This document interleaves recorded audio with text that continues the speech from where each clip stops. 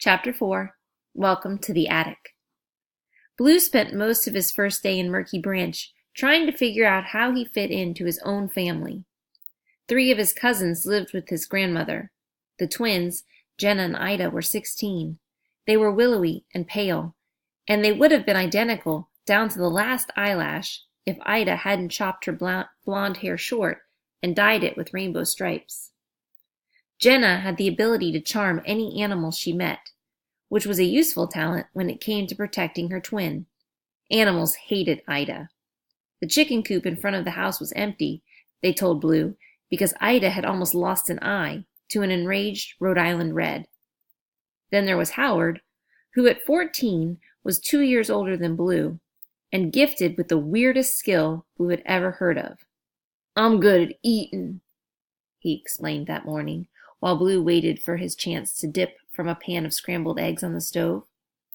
As he spoke, Howard was shoveling a quivering pile of eggs into his plate, beside a leaning tower of tomato slices. He didn't look anything like the twins, or like Blue for that matter. All of Eve Montgomery's grandchildren had different grandfathers, and it showed. Howard had dark hair and black eyes, and he was so muscular that Blue was sure he'd never had to deal with being picked on at school. "How is eating a talent?" he asked. Howard scooped a forkful of eggs into his mouth and gulped. "I can eat as much as I want," he said, gesturing to the plate, "without making myself sick or needing to burn off the calories."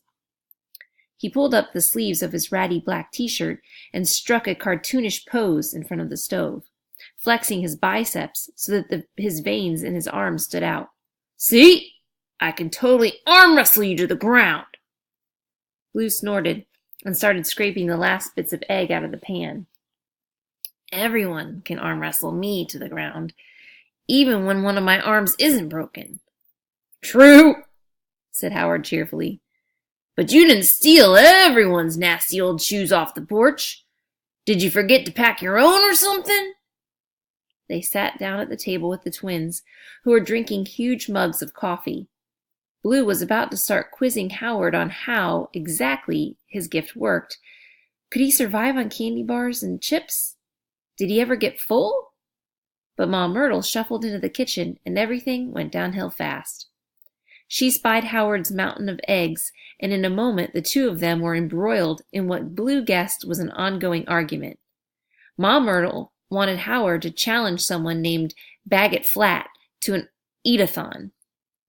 "I've told you," Howard said irritably. "I don't want to do eating contests. Not even against the Flats. It's not fair." "Nonsense," she said.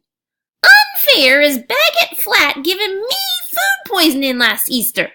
He knew those deviled eggs had gone bad."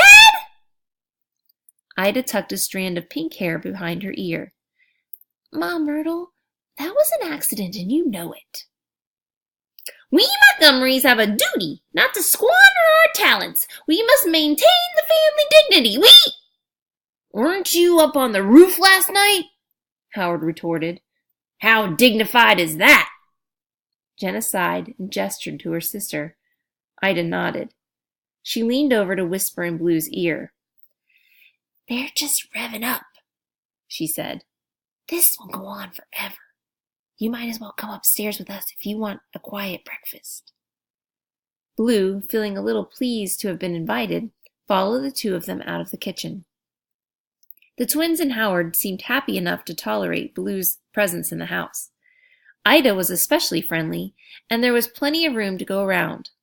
But all too soon, there were other newcomers to the household.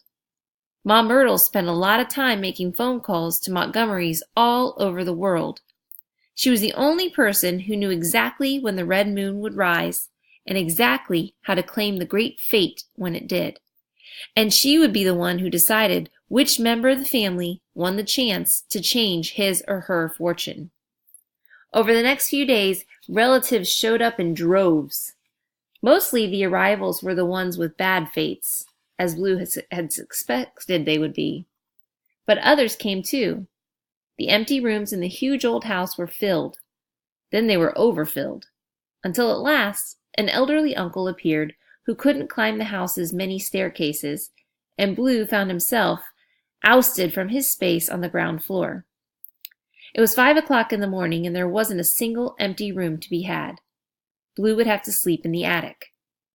Ida helped him move his belongings. There was no bed in the attic, but they found an air mattress in a closet.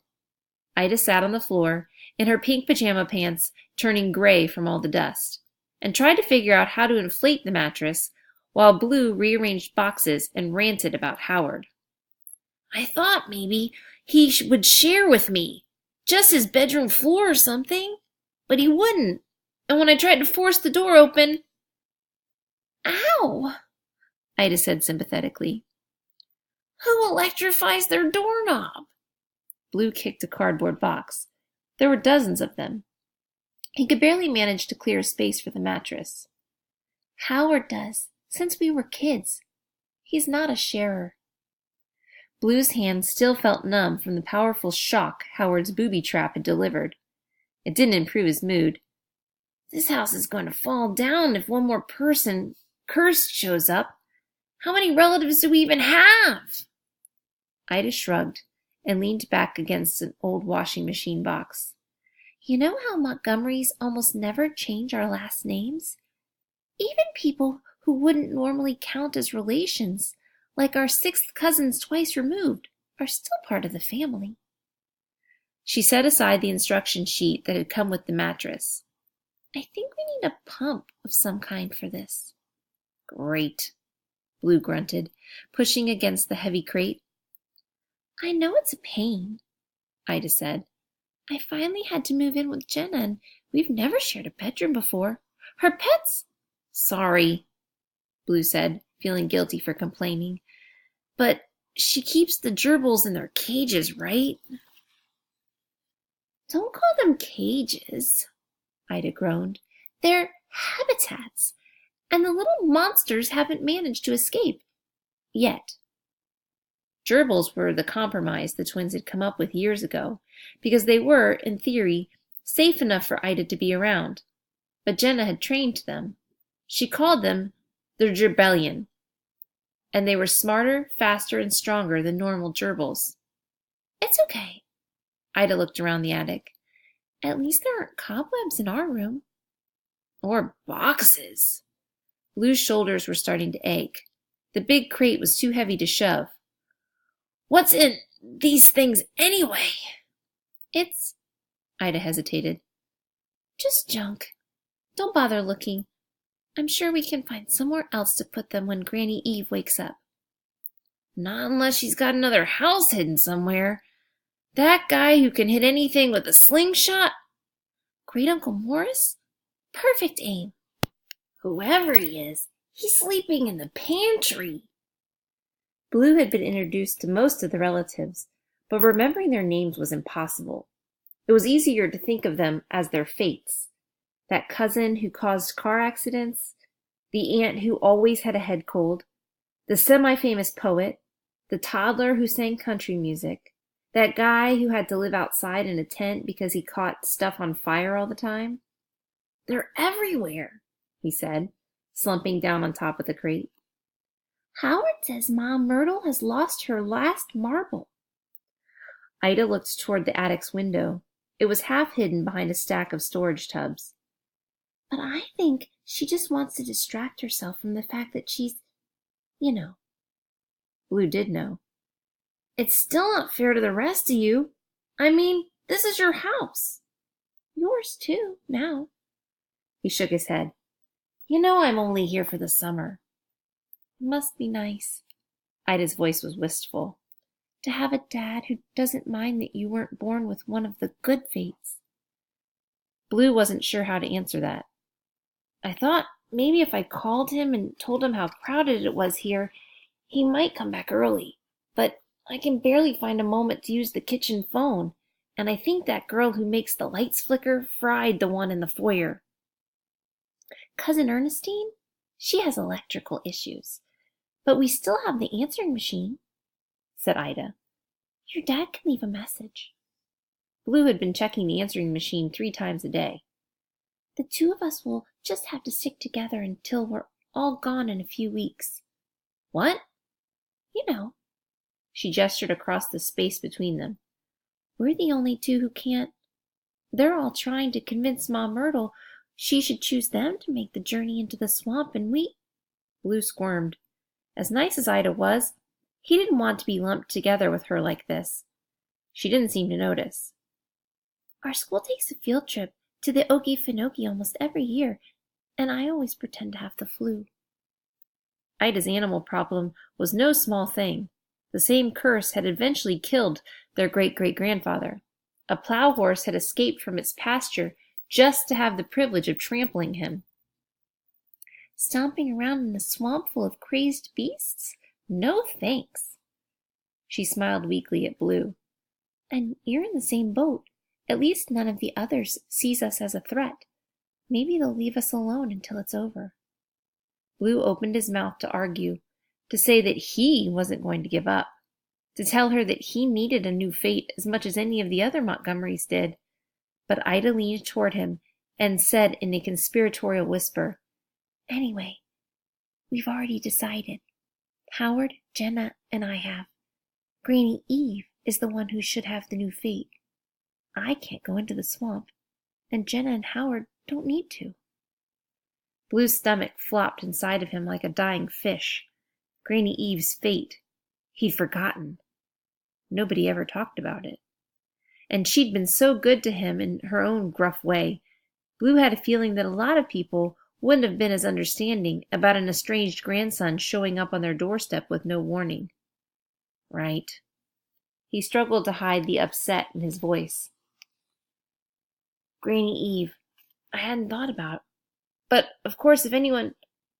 I guess." Ida nodded. "I know what you're thinking," she said. "Granny Eve isn't that old, though. And she's had it as tough as anyone I know. She could make it through the swamp." Blue couldn't find an argument. Granny Eve had practically carried Mrs. Lane inside after her fainting spell a few nights ago, and even though Blue had volunteered to do it, she'd climbed up onto Ochre Lane's roof herself to make sure that there weren't any stray pages from Montgomery family history to be salvaged. "She's really tough," he said. Ida beamed. "Exactly. We're going to make sure she gets the happy ending she deserves. It's the least we can do for her after everything she's done to take care of us. And now that you're here, too, well, we're an even stronger team, aren't we?" Blue's thoughts were so selfish he almost couldn't think them. "We're going to figure it all out," Ida said confidently. "But for now—" She stood and reached for a pillowcase-covered bundle she'd carried upstairs with the air mattress.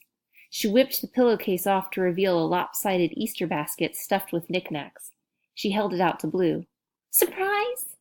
she said. "I'm sorry none of it's new, but I haven't really had time to go shopping. I thought you deserved a welcome to the house present, and this was stuff I had in my room. So, welcome to the house. And to the attic, I guess." Blue examined the contents of the Easter basket, a rolled-up poster that turned out to be covered in paint splatters, rainbow-colored, of course, a tin of breath mints, a half-burned candle that smelled like lemon cake. He picked up a picture frame decorated with wooden stars and turned it over in his hands. It was empty. His throat clenched up around an emotion he didn't like at all. "I didn't bring any—" "Oh, you can use Jenna's printer if you need a photo," said Ida. "She'll pretend to mind, but she won't really." When Blue didn't answer, her voice turned worried. "I know it's not as good as some of your own stuff. I mean, your dad can buy you whatever you want, I guess, but I thought it might be nice to have some things to make the room more homey." Blue swallowed. "It's a great Ida." He forced a smile and reached into the bottom of the basket. He pulled out a gray plastic box. "I love it. All of it. Even this, this. That's a no-kill mousetrap." "Are there a lot of mice around here?" The attic did seem like the kind of place that would be infested. "No, it's in case the Gerbellian gerbils ever escape." Blue laughed, but Ida shook her head. "You've got no idea what they're capable of."